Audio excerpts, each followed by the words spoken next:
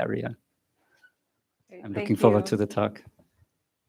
Hi, everybody. So I'm going to be talking today about the online list labeling problem. This talk has been given many times. It was from Fox 2022, and I know at least some people at this workshop have seen a version of this talk before, and I don't know, if you're just realizing that you might have seen this before, then feel free to leave. I won't be offended. Okay, so this is work with these set of authors, and we were able to actually get it all in the same place at the same time and line up in alphabetical order, which was exciting. So Michael Bender, Alex Conway, Martin Farich-Colton, Hannah Komlush, Bill Kuzmal, and me. The slides were also made collaboratively with these 6 authors. So let's get started. Okay, so I'm going to be talking about the online list labeling problem. So this is actually not a graph problem, but it is a kind of data structure primitive. And you'll recall from Helen's talk when she talked about like PMAs or packed memory arrays, that's actually the same thing essentially as the online list labeling problem. It goes by several different names. And as Helen said, like even though this is just a pure data structure problem, it turns out that it is useful in like engineering for dynamic graphs in the sense that she was combining like B trees and packed memory arrays and using that to represent dynamic graphs in practice. Okay, so what is the problem? In this problem, we're given, we have an array, and what we would like to do is maintain n elements in this array, and we need to maintain them in sorted order. Okay, and the array is of size m, and elements are being inserted and deleted. And so what we need to do as elements are getting inserted and deleted is keep everything in sorted order. And what we're allowed to do as the algorithm is to move stuff around. So as this insertion comes in, we are allowed to move as many elements around as we want to. And our goal is to minimize the number of elements that we move around. For this version of the problem that I'm going to be talking about, imagine that n, which is the number of elements in the array, is at most m over 2 for some value of 2. Just imagine that the array length is constant times the number of things in the array. Okay, so is the problem clear? So the number of elements will never like change by much? Oh, good question. So yes, imagine here that it never gets more than, maybe it starts empty. It could be less, but it never gets more than like half of the size of the array. When you say elements per insertion deletion, is that sort of worst case in the sense that it's never more, or is it an amortized sense? You can ask questions both ways. For this talk, I'm going to be talking about amortized. One quick question about the definition. If an element moves 5 slots, do you pay a cost of 5 or just 1? Good question. So you can define it either way. Either way is natural. For this talk, you can think of it as just the total number of elements that moved, regardless of how far they moved, for the sake of simplicity. It actually turns out that our algorithm works even if you do that cost function. But for this talk, you can think about it in the other way. Okay. So just as kind of an intuition for this problem, librarians have been solving it for many, many years. And if you wanted to explain this problem to a child, you might tell them, okay, imagine you're a librarian and you have all these books and you want to keep them in sorted order. And books are being inserted and deleted. And you could imagine 2 different types of libraries: the library where you have no gaps between your books and the library where you have a lot of gaps between your books. And the intuition is that, you know, if you don't have any gaps, then you could insert one book and suddenly have to move like a ton of books around. So in our problem, we want to kind of cleverly maintain gaps in the array to allow for new insertions to come in. Okay, so this problem has been studied a bunch of times. Like, it was introduced in like the 80s and studied through the 90s too. It has a bunch of different names that has been used and was kind of studied independently by different groups without them knowing about each other. It also has a bunch of applications. Helen mentioned some of them. Let me not go through these individually, but if you're curious, I can like send this to you. Okay, so what's known about the problem? So it turns out that what's known about this problem is that you can get an upper bound of log squared n. That is to say, the number of items that move around per insertion deletion in an amortized sense is log squared n. This was then improved actually to a worst case by Willard later. From the lower bound side, it's known that you can't do better than log n. So there's this gap between log n and log squared n. Okay, and the question that we're asking here is, can we close the gap between upper and lower bounds? So before this work, the upper bound was unimproved since like that original work from the early 80s. But there was some work on the lower bounds, but only for specific cases and specific classes of algorithms. So to give you some intuition about the types of lower bounds that were known, let me tell you about kind of just a natural strategy to get our hands on the problem of like, maybe what's the first thing you might think of when you're looking at this problem? Yes. Sorry, sorry, for those of us who've not seen the problem before, let me ask a very stupid question. So when I compare it to, say, a balanced binary search tree, the issue is access time, right? Like your access time is log n necessary when trying to access it. But if I maintain these elements, if I still maintain the elements in sorted order in an array with gaps, I could have much worse than constant access time. I actually don't know where the element is. So can you just tell me what is the advantage of maintaining this data structure over a balanced BST? So in order to find an element in this data structure, like you might have to do some binary search or something to actually find elements. You don't know exactly where they're stored. So I think you're asking maybe like in practice, what is the benefit of using, like why do people use this? And one of the things that Helen was mentioning, she'll be the expert on this. One of the things that she was mentioning was like, it's like contiguous in memory and you can like just store everything in one array and scan through it, I think. Is that, okay, so she's nodding that. But is there any theoretical difference that you can point out? I definitely agree and see the practical difference, right? Accessing memories arrays is way faster. But is there any theoretical question for which BSTs are worse? Okay, so there are theoretical problems that where the best thing that we do uses these, and this is in like.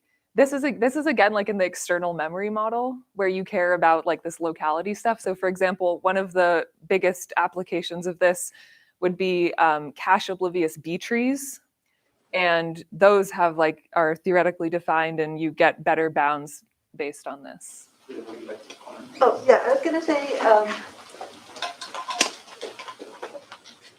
basically pretty much exactly what Nicole said. If you're in the external memory model and you know the cache parameters, then B trees are asymptotically optimal. We have lower bounds in that model. There are more modern models, like the affine model, that involve parameters for contiguous access. So you can prove that PMAs can do scans asymptotically faster in those models. But yes, for the traditional external memory model, if you have the cache line, you would basically always use the B tree.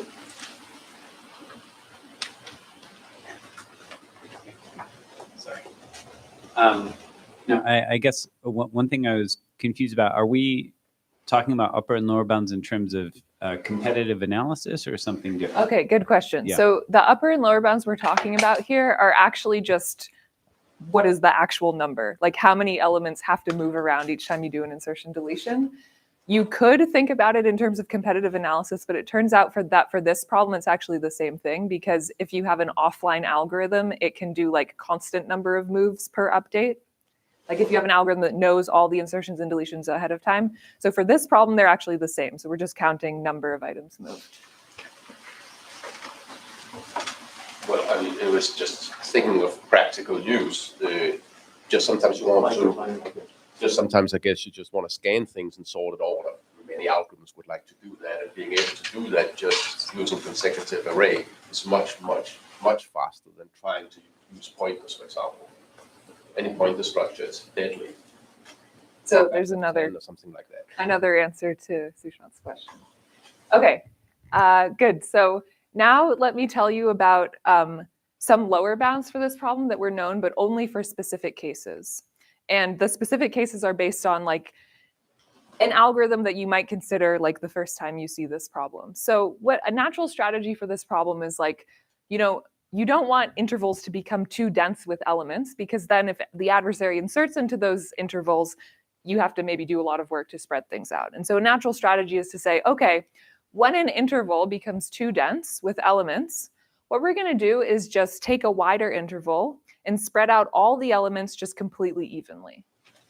That's what this animation is doing. When an interval becomes too dense, you just spread everything out completely evenly. Let's wait for one more when something becomes dense. And that became too dense, so now we're spreading everything out in this wider interval completely evenly. Okay, so it turns out this strategy is both, you'll notice, deterministic, as well as it uses even rebalancing. That is to say, whenever you rebalance a region of the array, you're going to do it completely evenly by spreading the elements out evenly. So those are the strategies that it's known, actually, that log squared n is tight. So from the upper bound side, it's known that if you have a deterministic algorithm, or more generally, even if you have an adaptive adversary who can see where the elements are in your array, log squared n is the correct answer. Additionally, if you do even rebalancing, even if you use randomization, again, log squared n is the correct answer. And so the question that we're really asking here when we're saying, can we close this gap, is, can we use, randomization against an oblivious adversary and somehow uneven rebalancing of items in order to improve over log squared n? And I guess when you first see this, or when I first saw this, I thought, like, it's kind of weird that uneven rebalancing could maybe help you here. Like, if you're doing uneven rebalancing, you're making some areas of the array dense and some sparse. And if you're making some dense, maybe the adversary could take advantage of that and just insert into the dense areas. And for most of the time that I spent thinking about this problem, I really thought that log squared n should be the correct answer in general. But it turns out that it's not, and you can actually beat log squared n. And the main result that I'll talk about here is that you can get down to log to the 3/2 of n as an upper bound for this problem. Okay, so again, of course, this algorithm that achieves log to the 3/2 of n, it has to be randomized against an oblivious adversary, and it also has to use this idea of uneven rebalancing. Okay, so let me just say two kind of observations about this result that I find interesting. One of them is that it turns out that randomization and uneven rebalancing, they actually only help when your array is like a constant factor times the number of items in the array. That's the version of the problem we're talking about. On the other hand, people have also studied the problem when the array is like a polynomial in terms of the number of items in the array. And in that case, it turns out that there are upper and lower bounds of log n that are known, and the upper bound is deterministic and it's tight. So somehow there comes a time when your array gets denser where suddenly randomization helps you out. The second observation, completely unrelated, is like when you first see this number n to the 3/2, log it to the 3/2 n, you might think, this seems like kind of an unusual number, and maybe if we can get log to the 3/2 n, we can get all the way down to log n, because that seems like more of a natural number. But it turns out that actually log to the 3/2 n is tight for a particular class of algorithms that I would argue is natural. And that class of algorithms is called history independent. So history independence is a concept that in this talk will be of major importance. So I want to make sure I get the definition of history independence through to you here. So for history independence, the idea is that the current state of the data structure depends only upon the items that are currently in the data structure. That is to say, it does not depend on any of the history of insertions, deletions that led us up to this point. Okay, so you say that an algorithm is history independent if it has this property that the state of the data structure only depends on the elements currently present. This has been a widely studied concept, and usually what people do when they study this concept is they're saying, okay, we have these like data structures, and we also want this additional property of making them history independent, and just because it's like a nice property. So let me tell you what history independence means for, in particular, this problem of online list labeling. So you can think of it as the following. So the probability distribution of occupied slots in the array depends only on the number of elements currently present. That is to say, if there are 10 elements in the array, we immediately know the distribution over what slots could be occupied. So here, for example, you can see that both of these arrays have 9 elements in them, and they're different elements. They came from different histories, but like the same slots in the array are occupied. And in history independence, we're not saying that literally the same slots have to be occupied. It's just that the distribution has to be the same between these two. Okay, so yes. So I understand there's a lot of inserts and deletes that might have gone into resulting in this. Yes. No matter what they are, the distribution is going to be the same. There's no way I could like insert these and then delete these, etc. That's exactly Okay, right. cool. Yes.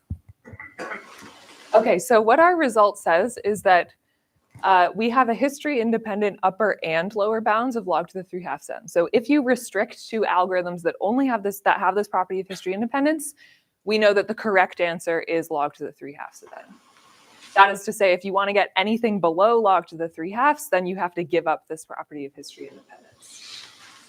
History independence has been studied before in the context of this problem, and they got a log squared n solution. That is, it matches what was previously known. Okay, so let me say now kind of like the key point, I would say the key conceptual point of this whole talk, which is that, okay, so previously, like I said, history independence was viewed as kind of a property that you would want to kind of add to an algorithm. And the reason people would want to have the property of history independence is often for kind of security guarantees, like by looking at the data structure, I can't tell what happened in the past. But in contrast, what we do in this work is like we actually use the property of history independence in order to achieve a faster algorithm. So it's not an additional property, it's like it turns out to be kind of useful in the design of algorithms. And I would say, I just want to draw like kind of a slightly tenuous connection to Thatchapon's talk earlier this week, where he was talking about differential privacy, because both this and his ideas of differential privacy follow the general framework of saying, okay, let's take some idea from like security or privacy and use it in order to fool an adversary who is doing insertions and deletions into our data structure. So I would say both of those things they're very in different settings, but they're kind of at a high level related. Okay, so let me say now kind of why history independence should be useful for us. And the reason is the following. So in past work, people were saying, like, for the sake of security, by observing the state of the data structure, I can't tell anything about what happened in the past. And what we're doing is kind of like flipping these two things around and saying, okay, by knowing the history of insertions, deletions, which the adversary of course knows because they're the ones doing the insertions, deletions, if somebody knows the whole history, then they can't tell what is the state of the current data structure. And because they don't know the state of the current data structure, they can't like do something clever and make us have to pay a lot. Okay, so that's kind of the high level thing. And now let me get down into some more kind of details about what's going on in this algorithm. Sorry, I just want to, I didn't follow that flip of logic there. Like, Good. since they they should know what the data structure looks like because they controlled what they did. So I don't understand how they don't know the state of the data structure. Good. So what I mean by the state of the data structure here is like in our array, what slots are occupied by elements. So what the adversary is doing is they're just saying insert H, delete A, insert J, but they don't know which actual slot in the data structure is occupied by the element H, for example. What information are they missing? It's randomized. Yeah, so they're missing, like, they know what elements are in the data structure, they just don't know where each element is located. And that's why you say a distribution is known or is given, but not the exact state. They can't figure that out. Exactly, yes, good clarification there. So they know the distribution, but they don't know the exact state. Was there another question? Okay. Okay, so One more Yes. quick. For history independence, is it about the sort of marginal distribution on every entry, like the probability that it's occupied or not, or is it like the joint distribution over, you know what I mean? I don't think I understand what you mean. So like if I look at one entry, I say the probability that, this is occupied, it doesn't depend on the history, but then I could also ask for like, what is the probability that these three entries, are in this particular state of like occupied, unoccupied, like how Okay. precise is the state? I think the answer to your question is that it's the joint one. Yeah. Let me clarify what it is. So it's like, if I know that there are 10 elements in the array, I immediately know the distribution of the occupied slots in the entire array. Okay. Yeah. Okay, so the first thing that I want to show you here, kind of now to get into some details, getting our hands on the problem, is the classical algorithm. So this is the log squared n algorithm that was gotten in the first 1981 paper. This will be kind of the basis for what I'll be talking about. So it will be important. So, okay, what do we do in the classical algorithm? So what they do is they say, okay, here's your array. Now we're going to partition it into nested intervals. So this kind of forms a tree, and then like this corresponds to this interval here, and etc. This is one interval, two intervals every time you are spreading each interval into, dividing it into two more intervals. Okay, so now what would we like to do here? We're going to do something pretty intuitive, which is to say, like, I want to maintain an invariant that says that the kind of the difference between the densities of two adjacent intervals with the same parent are not too different. The reason I would want to do this is basically I don't want to create subintervals that are like too dense. I want to make sure that the density of this interval is about the same as the density of this interval, which is the same as saying that the density of a child is about the same as the density of its parent. We're going to include this slack factor of 1 over log n for the densities. Okay, so we want to maintain this invariant. And first, let me tell you that, like, if you're able to maintain this invariant, that implies that you kind of have a valid solution at the bottom. That is to say, you're not trying to shove like 10 elements into the same slot. So this invariant implies that actually you only get like one element per slot at the end. So let's just see that by doing some densities. So the density at the top is constant just by the definition of the problem. The density on the more dense side can only increase by like a 1 over log n just by the invariant. And then again, you can go down and repeat this and then get at the bottom that the density is something. And if you do the calculation, you get that the density at the bottom is good, it's a constant, and there's enough slots for items. Okay, so that's just to say that if we can maintain this invariant, then it's like a valid solution. Okay, so now I need to tell you what happens when the invariant is violated. And what happens is maybe the simplest thing you could think of is, which is that we just totally rebuild that whole interval. So if the invariant is violated here, then we're just going to say, okay, this child is much denser, let's say, than its parent. We're just going to completely rebuild the whole entire parent interval. So now all of these are going to become totally evenly spaced. That's the whole algorithm. Okay, so just to summarize, you make all of these nested intervals, you maintain this invariant. When the variant is violated, you just spread everything out evenly. You can show that this gives log squared n. I'll go through these calculations kind of quickly. You can do them. So log squared n levels. And then for each level, we need to do the cost of the rebuilding on that particular level. And the idea is that when we rebuild an interval, we're spreading things out totally evenly. Therefore, in order to violate the invariant in the future, you need to make one side much denser than the other, which means you need to do a certain number of insertions in order to violate the invariant if you started from it being spread out evenly. And if you do the calculations, then you're saying every rebuild of an interval of size S requires S over log n insertions, deletions in order to be violated, because there's this 1 over log n factor, and you do the math and it comes out to log n. So those are the 2 sources of log n factors. So in this analysis, you're assuming that the cost of rebuilding is basically the size of the interval. Is it easy to force, even in the worst case, that you have to? I mean, like the density is not that different because it just got triggered, right? So it's only slightly higher. You still have a lot of empty locations and hopefully somewhat evenly spread out.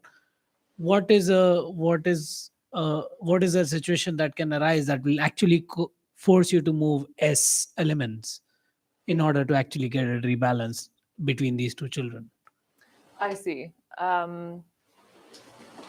Right, like So- the size difference is actually only S over log n.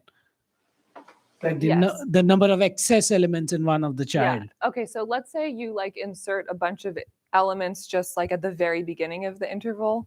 Then in order to spread everything out evenly, you might have to like take all of those and like basically spread everything out in that whole because the thing is you have to spread everything out in the whole interval exactly evenly. So like even if things are a little bit off, you have to like maybe move it over by 1 to spread everything out exactly evenly. Did that answer the? I mean, like if you do that, you're actually first going to rebuild already lower levels, right? Like it will force you to space them out already. I can't stack at the beginning just because the moment I've filled 1/4 of the interval, rebuilding got triggered at one of my children. You would have already paid for that move. So at least there's some double counting going on in terms of. So I'm just wondering if there's an Okay, so easy. you're basically wondering, is there a better analysis of this particular I algorithm? mean, since you said that- it's tight, I believe you. I'm just wondering what is the example I should think of that Right.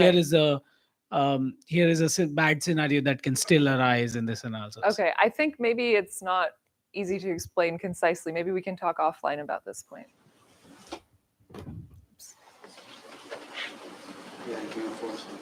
Okay, so so that's the classical algorithm. Any other questions about how the classical algorithm works? Because it'll be important for what we do in the future. Okay, so now let me tell you like some of the ideas behind how you get down to log to the 3/2 n over log squared n. And it's going to be kind of an iterative approach. It's going to be, okay, let's try this simple idea. Why does it not work? Now let's fix it, blah, blah, blah. So the first thing that we do is going to be, let's try kind of a simple idea of lazy rebalancing. Okay, so what's the idea here? The idea is like, if in the original algorithm, the invariant had been something like 1 over square root log n instead of 1 over log n. That is to say, we allow the density differential between the parent and the child to get much bigger before we trigger a rebuild. Then of course that would be cheaper because you're waiting longer until you do the rebuild. So we can do some wishful thinking and say, okay, what if we could just be lazy here? In that case, the cost of maintaining the invariant would be only square root log n at every level if you do those same calculations as before. And then your final cost would be log to the 3/2 n, because again, you multiply by log n for the number of levels. So, and this is like the answer that we're going for. Okay, so of course this does not work.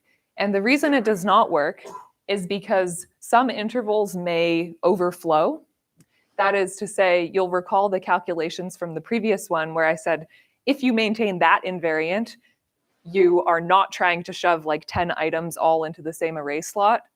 That would happen if you use this, this different invariant. So let's just kind of redo these calculations. If you replace all the log n's with a square root log n, then you get at the end that the density of like one single item is super constant, and that's not a valid algorithm. So essentially what this means is that if you try to apply this invariant, there's going to be some like very dense regions that we need to handle separately so that we prevent the overflow from happening. Okay, so the next thing that we need to do is to like handle these dense regions of the graph.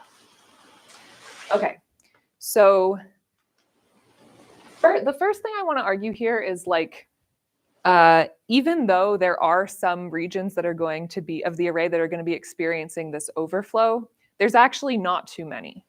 And but there's still hope, not too many things are going to be overflowing. So maybe there's hope that you can kind of handle them.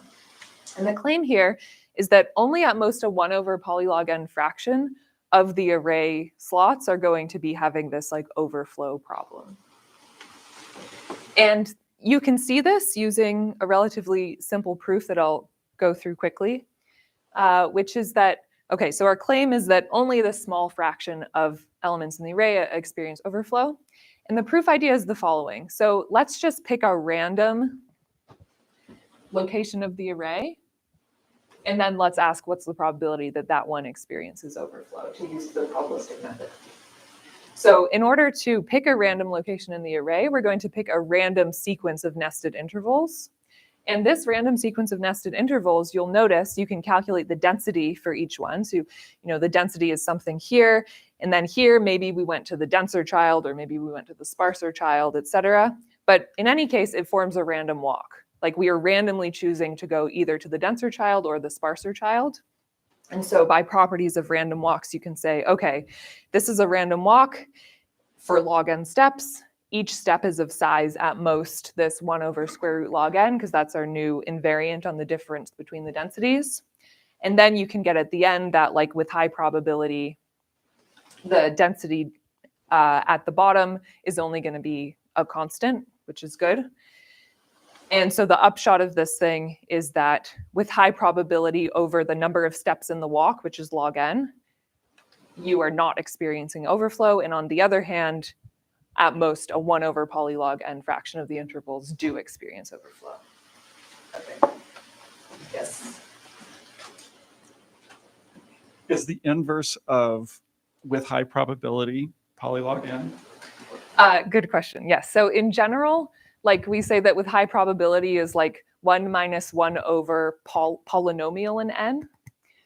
But here the like n is log n because the n is like the number of steps that we did on this random walk, which is log n. And so if I apply this definition of with high probability, I'm saying it is 1 over polylog n.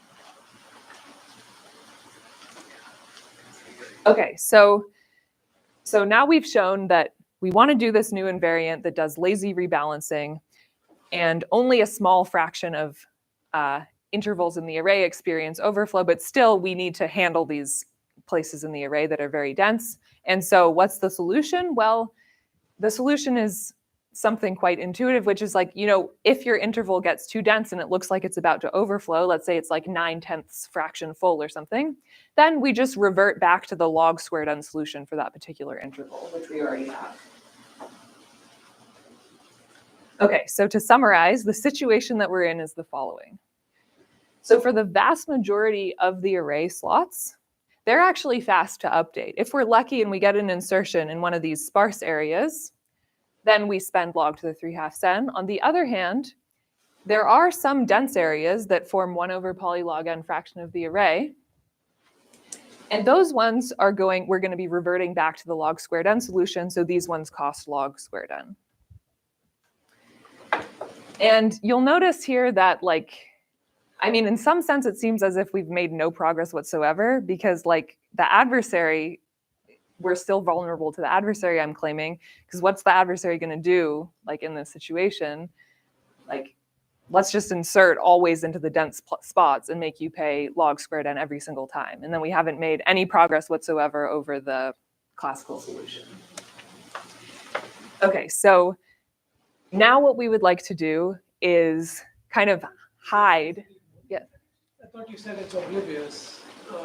Exactly. So that's what we need to take advantage of right now. So right now, all we have is a deterministic algorithm, and the adversary could know where these dense regions are. But what we need to do now is to hide the dense regions from the adversary so that there's a low chance that they'll actually hit one of these expensive places. Okay, so how are we going to hide the dense regions from the adversary? And that's where this concept of history independence from before comes into play. Okay, so let me be a little bit more specific about what the problems are that we have here. So one problem is that the adversary can create dense regions. That is to say, the adversary could do insertions and deletions in a very clever manner in order to make a particular area of the array dense. That's one way a dense region could be created. A second way that a dense region could be created is that actually the specification of the algorithm creates dense regions, like the way that the algorithm moves around items creates dense regions. So these are kind of two distinct problems.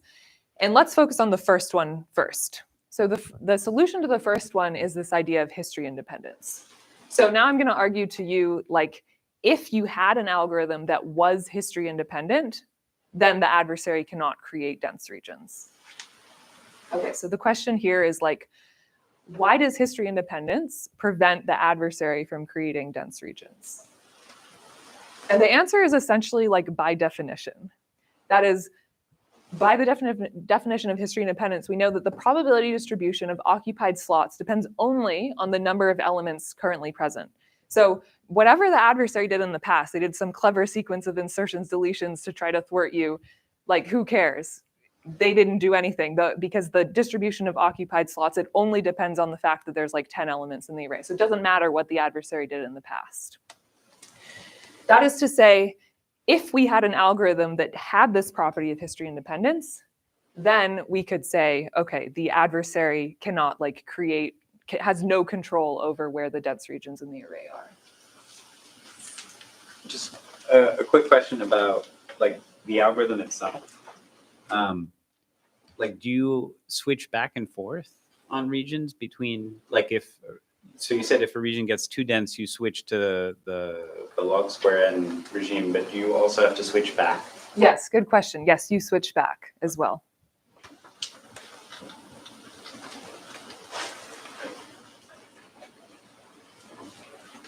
So just while we're there, this wouldn't get history independence, but is it clear you couldn't like randomize where the regions are and just not make the tree so balanced and therefore like the dense regions don't align and the adversary just doesn't know where they are ahead of time? Right. So like using basically that type of we use basically that type of randomization in order to achieve history independence in order to argue this thing. It's possible that you could use that type of randomization and not achieve history independence, but then maybe the argument would become like more complicated to argue that the adversary actually doesn't have any information or has only limited information about where the dense regions are.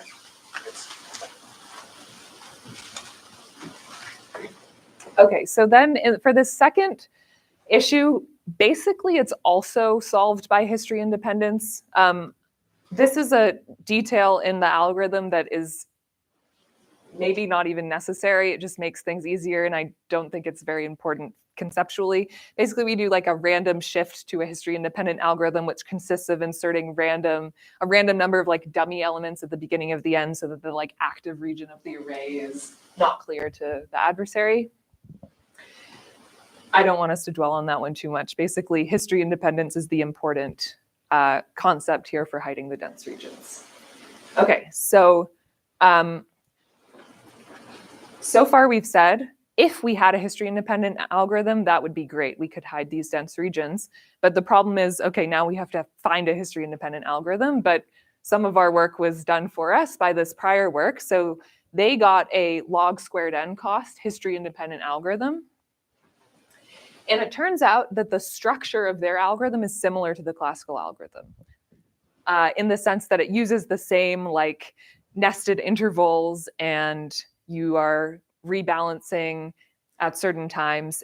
And the main difference between this algorithm and the other one is that the rebalances have some randomness involved in them. You're not just deterministically doing it smoothly. Okay, so what that means is that you can like take their algorithm as a starting point and basically apply the whole entire previous talk with lazy rebalancing and dense regions and fixing things. And then that's how you get our algorithm. So let me summarize what actually our algorithm is. So like you start off with their previous history independent algorithm, similar to the classical algorithm, but it has some randomness in the rebalancing.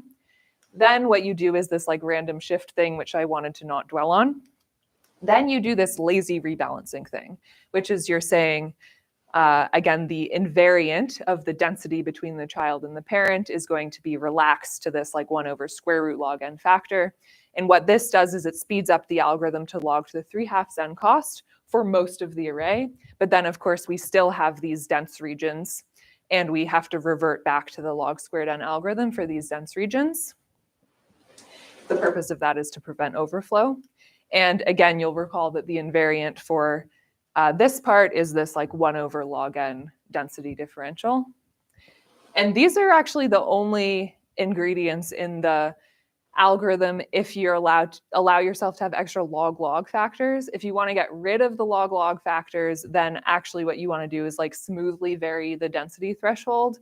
That is, here we just have two cases, basically dense and sparse, where we do two different things. If you want to get rid of log-log factors, you can kind of smoothly vary the density threshold and have a hierarchy of different like densities.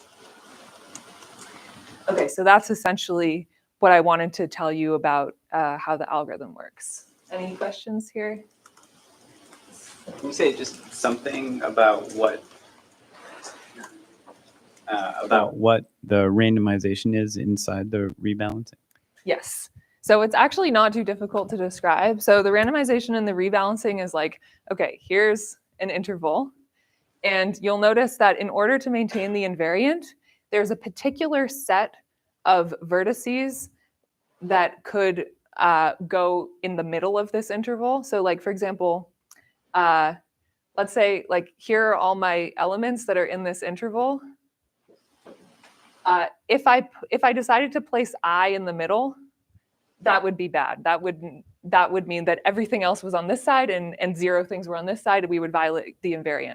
That is to say, there's a certain group of elements in the middle where we're allowed to put them as the actual middle element here, and the invariant is not violated. And you choose uniformly at random from this middle bit.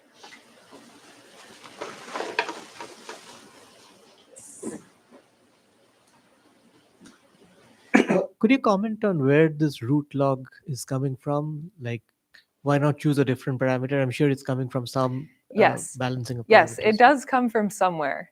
And the place that it comes from is like this random walk thing. So this is where it comes from, essentially. It turns out that if your step size, so what is it? It uses like the fact of random walks, that if I take a random walk for n steps, with high probability, I'm within square root n from the origin. That's essentially where the square root log n comes from. And that is to say that here, when I'm doing a random walk on the densities of the intervals, if I were to have chosen a different number than square root log n, at the end, I wouldn't have gotten that with high probability, you don't experience overflow. That is, if I chose something different, I would actually have like many suddenly places in the array that do experience overflow, and therefore many dense regions in the array. And this allows us to only have a couple of dense regions in the array. Does that make sense? So I guess we're in the middle of the question session. Do you have any final slides you'd like to show? Oh, thank you. I totally Like, is forgot there about final- that. Okay, I'll just finish with some like summary of open questions. So, okay, one last thing to recall is that like we show a matching lower bound for history independent algorithm. So if you want to beat log to the 3/2 n, it has to be history dependent. And so just to summarize, what is the main open question here now? It's like, can we now close the gap between log n and log to the 3/2 n? And you can kind of come up with different reasons of like, maybe log to the 3/2 n is correct because history independence is, hides information from the adversary and you need that, or maybe you can actually get lower than log to the 3/2 n because history independence is like too strong of a property to be able to maintain, whatever. So the main question is between those two, can we close it? And if there's an algorithm that actually gets better than log to the 3/2 n, it has to have several properties. It has to be randomized against an oblivious adversary. It has to use uneven rebalancing, and it also has to be history dependent. And then just to say something more broadly, in this work, we used the idea of history independence to kind of hide information from an adversary. And there's now the question of like, could you maybe use a similar type of idea to do this for some other problems? That's it. Thank you, Nicole. And I guess you are first in line with the questions. is there if you don't want to maintain this fully sorted, but just want the scan property, have people explored data structures which maybe have two sorted lists, a small unsorted, small one and like a big one, and they kind of keep extra information and you get better performance? So when you say a small one and a big one, So I'm just thinking, like in your algorithm, you have this overflow, and when you overflow, you kind of like shove them into a second small list. right, I see. And I'm just wondering, in the space of this, you want to maintain pointerless data structure for efficiency in various scan operations. Right. But then if you're not sorted, then you'll incur search cost. But, you know, is there some in between where I you see. take advantage of? Like maybe both? you only want like a certain number of layers of Or just of two or these three, things. and then I'm just asking about the Yeah. general space because I don't know much. Yeah, about it. I'm not sure if this has been formally studied. Do you happen to know if this has been studied? Anyone? I'm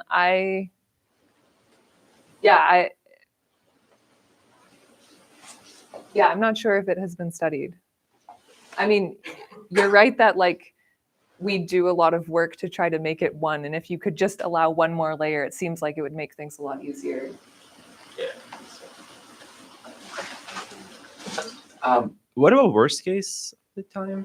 Yeah, good question. So that's an open question. So our algorithm is the probability is in expectation. So that translates to amortized.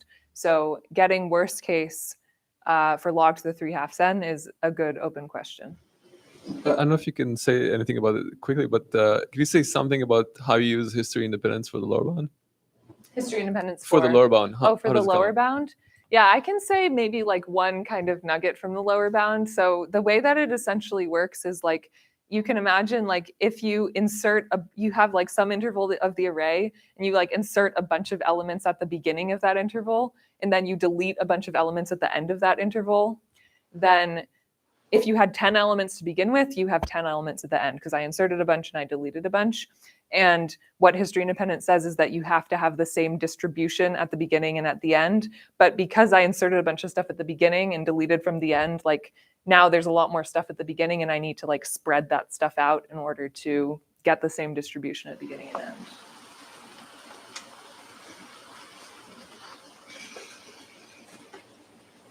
Are there any final questions or comments? Okay.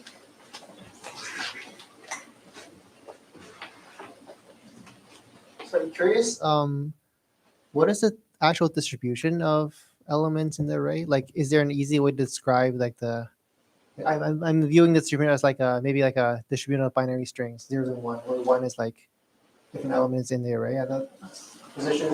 Is there an easy way to describe this distribution of, let's say, binary strings? I would say not really. Like the easiest way to describe it would be to say, what is the algorithm used to create it, which is basically to like pick a uniform random element in the middle section of the things, put that in the middle, do that recursively. But then there's the extra caveat that if something becomes too dense, you do something different. So I don't think there's really such an easy way to just describe what the distribution is. Like, thanks. All right, then let's close this session. We'll be here for another talk at 2 p.m. And let's thank Nicole again for this very nice interactive talk.